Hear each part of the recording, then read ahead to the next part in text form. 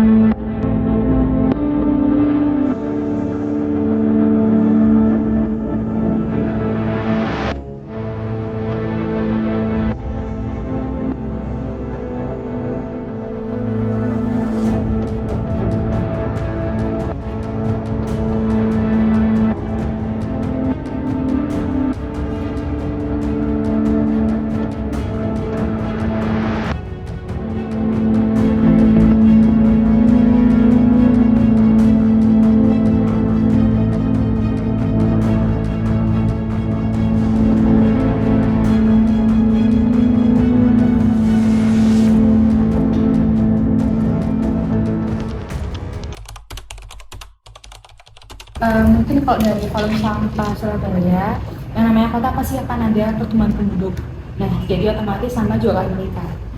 Tapi di sisi lain selalu diimbangi dengan perilaku masyarakat, meskipun mereka masih belum rutin melakukannya. Jadi meskipun belum rutin melakukannya, tapi mereka udah sadar kalau sampah itu harus diproses lagi. Jadi tetap bertambah melalui volume, tapi untuk perilaku masyarakat mulai sadar akan pentingnya mengolah sampah.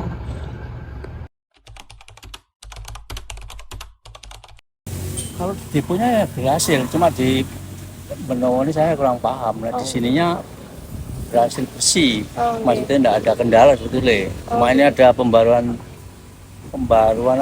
peraturan, jadi dirubah sore. Jadi mulainya buka jam 4. Oh, bukanya jam 4. Jam 4 sore.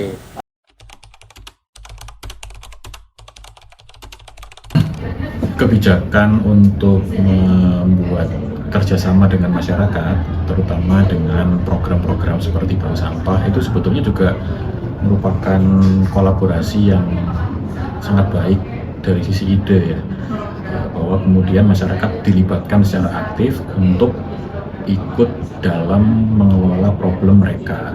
Nah, tetapi memang dari sisi implementasi perlu ada beberapa catatan, karena kalau kita lihat tidak semua bank sampah itu berjalan dengan efektif, karena kita tahu bahwa di tingkat masyarakat juga edukasi mengenai pemilahan sampah dari sisi pembuangnya itu juga masih perlu ditingkatkan. Karena kalau misalnya bank sampah dibebani tugas untuk memilah dari sampah yang sudah tercampur, itu juga akan mengurangi efektivitas dari bank sampah itu sendiri. Padahal bank sampah sendiri dikelola secara kolektif oleh warga, yang mana seharusnya itu juga menjadi sarana edukasi untuk masyarakat.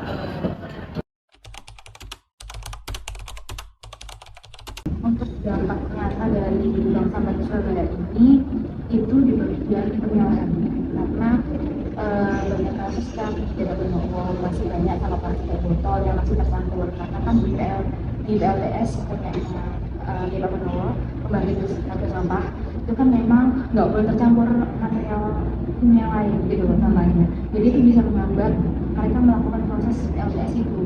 Nah, dari dampak peran penting dari PSS itu melakukan pemilahan itu, makanya untuk setiap pemilahan media itu didistribusikan ke industri daur ulang yang emang fokusnya mendaur ulang produk tertentu saja. Untuk residu atau bahan organik lainnya itu bakal sampai ke benda-benda untuk proses mobilisasi sampah.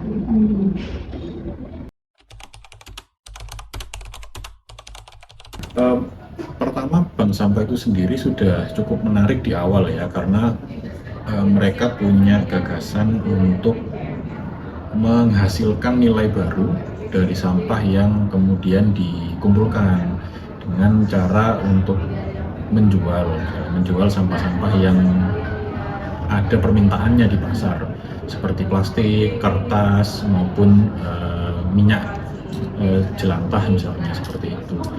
Nah, kalau misalnya ini bisa ditingkatkan efektivitasnya dari sisi implementasinya, ada kemungkinan bahwa masyarakat nantinya akan tersadar untuk termotivasi agar mereka melihat ini sebagai peluang untuk menambah pendapatan.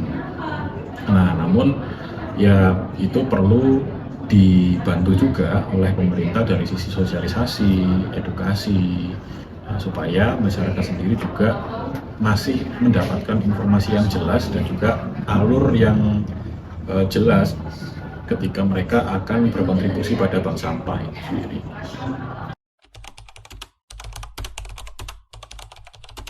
Pesanku kepada masyarakat sebagai dari Bank Sampah Surabaya, itu sampah itu nggak akan pernah hilang. Sampah itu ada, sampah itu hanya berpindah tempat.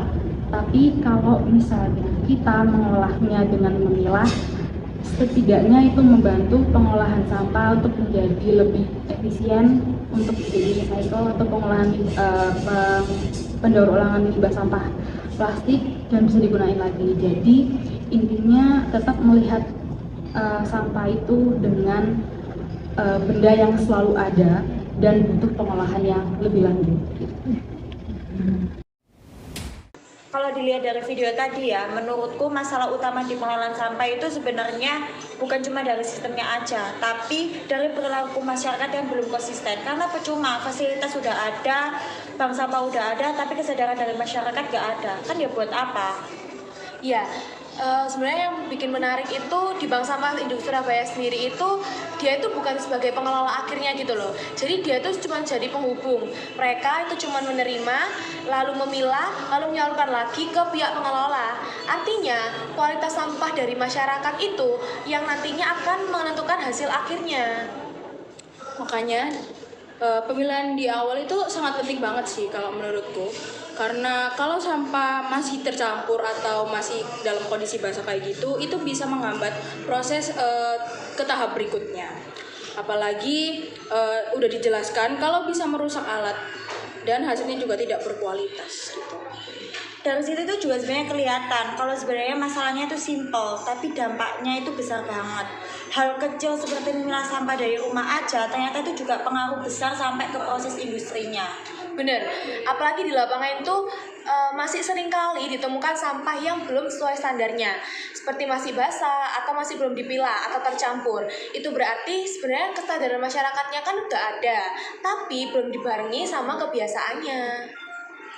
Jadi bisa kita bilang tuh kayak gini ya, dibutuhkan cuman edukasinya aja gitu.